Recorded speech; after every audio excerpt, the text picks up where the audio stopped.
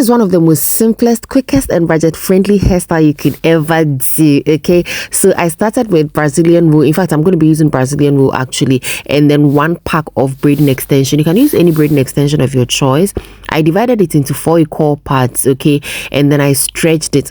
With a stretching, when you open the extension, then you put it on top of each other so that you open it and you do it repeatedly until you get a smooth finish, something like this. Okay, so just do it repeatedly. If it doesn't become smooth and looks like it is rough, do not go ahead and braid with it, otherwise it's going to come out as not what you want. Okay, and then with the way you can stretch Brazilian wool, this is the type I'm using. You can use any Brazilian wool of your choice, given that it looks like hair. Okay, so with the stretching, I just identify the mouth of the Brazilian wool, and then I just lay the bundle on the floor, and then I measured it according to the length I want, and I just open it side by side with my thumb in between. With my thumb, why did I say my tongue? With my thumb in between, and then I cut it into half, and I got something like this. Okay, so basically that's how I stretch Brazilian wool. Then I use my brush to comb through. You don't necessarily have to do it like we did for the braiding extension, but just something like that is fine. Then because I'm going to be doing the curls, I'm going to pre-curl the braiding extension using my flexi rod, and I start by inserting the flexi rod into the extension like 2 equal parts, and I begin to twist around the flexi rod. So we want the curls to be very, very tight. That's why we twist it before we wrap it around the flexi rod. So in the end, you should have something like this. If you twist it very well, you shouldn't experience any unraveling or whatsoever. Okay, so this another closer look.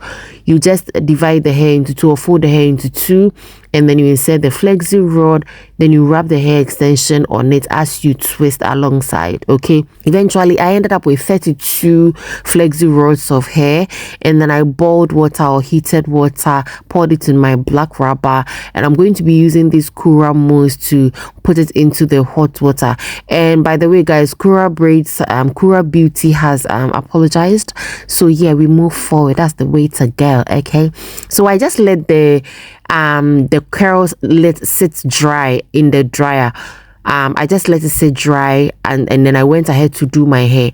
And because I really want my hair to become very, very sleek, because you know it's jumbo hair or it's jumbo style, so I can't afford to let my hair not be stretched, and I'm just applying heat to my hair. But you know, I used you saw that I used olive oil heat protectant to protect my hair before I went ahead to start applying my straightener to stretch my hair. Okay, so before I stretch my hair, I just fetch a tiny section, I comb it, and then I use my straightener to straighten it. And eventually that is how I did it. Now I'm going to place my mirror so that I can be able to see my back. If you are struggling to place your mirrors to braid your own hair, especially when it comes to the back, please refer to my previous video just before this one and have access to seeing how you can place your mirror to braid your own hair at home. Okay, so starting right from the back, I just sectioned my hair because it's jumbo braids. I'm going to be braiding it very, very big, so I just sectioned my hair from a little above my ear, and then I used my gel to clean up the part. Keep in mind that with every part that we make in this hair, okay, or in this tutorial, we are going to use gel to clean up the parts. Some people will say, oh, don't put gel in your scalp, Well, if I don't put this in my scalp, it doesn't look sleek for me, so I'm just gonna do it. After all, this hairstyle doesn't last for a long time, so it doesn't, a little bit of gel once a while doesn't matter, you know. So when I clean up the part and I divide my hair based on how big or small I want the part to be, then I apply gel inside, and then I use rubber band to secure. So basically that's what we are going to be doing throughout the section and all the parts. So please keep that in mind. You can see that at the top here, I just parted from ear to ear, and I use the gel again to clean up the parts. And with cleaning up the parts, I'm using the small metallic tail comb to clean up the part, and I'm just putting the hair away with the rubber band, and I'll just go back to the back to continue with the pattern, and I'm just parting one straight ahead, using gel to clean up the part, and then using my gel to apply all over the hair, and then I tie it with rubber band. And I'm going to do the same thing at the other side. Yes, and then I'm also going to divide that side into 3 equal parts, or 3 parts. Your parts that don't necessarily have to look equal, but you can try as much as possible to make them look neat. Okay, so these things really take some time to actually master how to go about it, but I promise you that with consistent practice you can actually achieve something that makes sense on your head. Okay, even if you see that it doesn't make sense on your head, just keep going until you achieve whatever you want to achieve. After all, if you haven't achieved the goal, why are you stopping? If you go to school and you haven't graduated, why are you stopping? If not for reasons that you cannot control, right? And this one is our own hair. We can control our hair, right? So yes, this is how we have come. Yeah, these are my parts. I had 13 parts on my hair, 2 at the back, yeah, and then 4 at my front, 6 at my front, and then 3, 4, 5. Yeah, my math is not mathing, but yeah, I just did 13 strands. And in the first method, you see that I applied the gel and divided my own hair into 3 equal parts, and then I'm attaching the extension by using my crochet pin and passing it through the parts that I have made. Right now, when you are inserting the crochet pin into your hair, make sure that you are not going deep down into your scalp. Just insert the crochet pin inside the hair such that when you are passing the extension through the hair, it doesn't you don't feel that it is passing into your scalp. Otherwise your hair is really going to pain you. Okay, and then with the hair that I divided into 3, I also divided the extension into 3 when I inserted or crocheted the extension inside, and then I went ahead to do the box braiding method. Okay, if you don't know how to do box braiding, I would recommend that you watch some videos and then you catch up. But basically, I'm dividing my own natural hair into 2 and attaching the crochet, and then inserting the hair extension and braiding normal box braid. You saw that I'm also feeding in. I just wanted the extension or the braid style to be like extra jumbo, right? But I would say that the braids are actually big. They're actually big. Okay, you can reduce the size. For this second method, you saw that I braided my extension. I braided my own hair box braid. Okay, maybe on a 3-3, and then I pass the extension inside the braid. For the first method, you just divide your own hair into 3, you pass the extension inside, and then you braid normal. But with the second method, I braided my own hair into 3, or I braided it like a normal box braid, and then I inserted the extension inside, and then I wrapped one of the parts that I was going to use to do the box braiding around my natural hair before I started doing the box braid. Okay, I find that this particular method is more simpler to handle. It's simple and easier to handle than dividing your natural hair into 3 and distributing it among the extension that you attach. And then when I braid to the end, I use rubber band to secure the end. So basically, these are the 2 methods I am going to show you, or that's the methods I used. Again, I braid my own hair into box braid, and then I pass the extensions under it or inside it, and then I wrap one part of the extension around my own hair.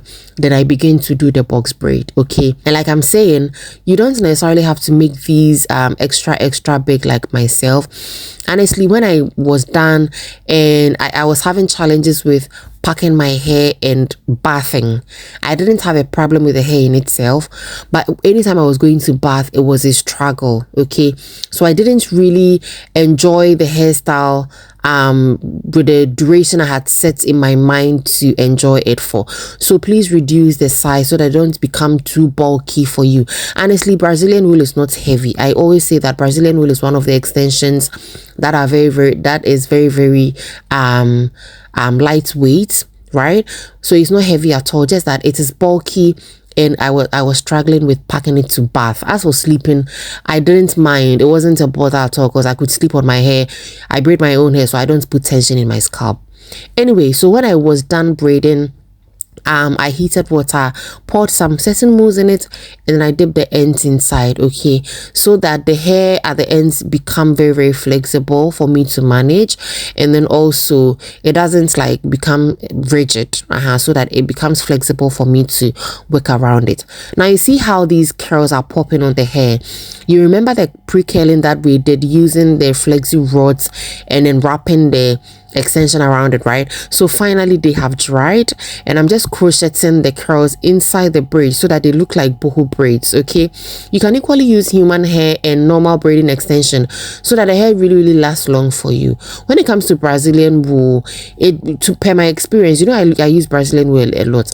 Per my experience, they don't really last long, and then also they dry hair very fast. So anytime I'm doing a Brazilian wool hairstyle, I just keep in my mind to keep the hairstyle for at most 2 weeks, right? At most 2 weeks. And then I moisturize my hair as much as possible so that I don't end up drying my hair off by the time I remove the hairstyle. So please keep that in mind. Over here, I'm just continuing to crochet the curls at the ends so that when I achieve the fullness of how I want it to be, I leave it be, okay? And that is exactly how I'm going to repeat it for the entire of my head, okay? I hope it's clear and you understand, okay? And then the next day, this is what is given. I'm wearing my contact lens, I did my makeup, and I'm looking bougie, okay?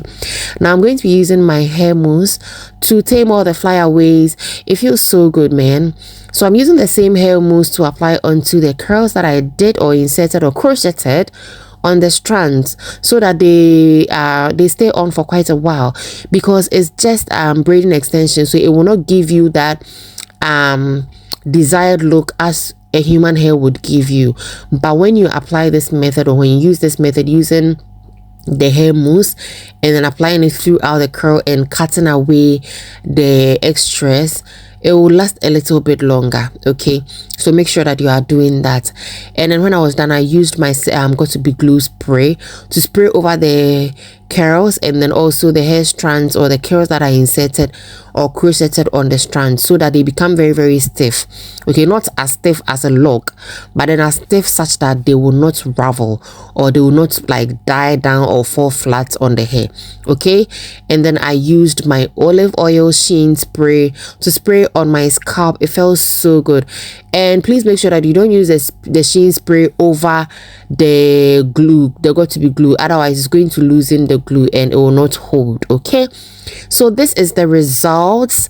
I hope this was very simple. 13 strands on my head, very beautiful. Let me know if you are going to try this method or this hairstyle. I'm going to see you in my next videos, guys. Do take care. I love you. Make sure you follow me on my social media pages, Instagram and TikTok. Do have a blessed day. Bye.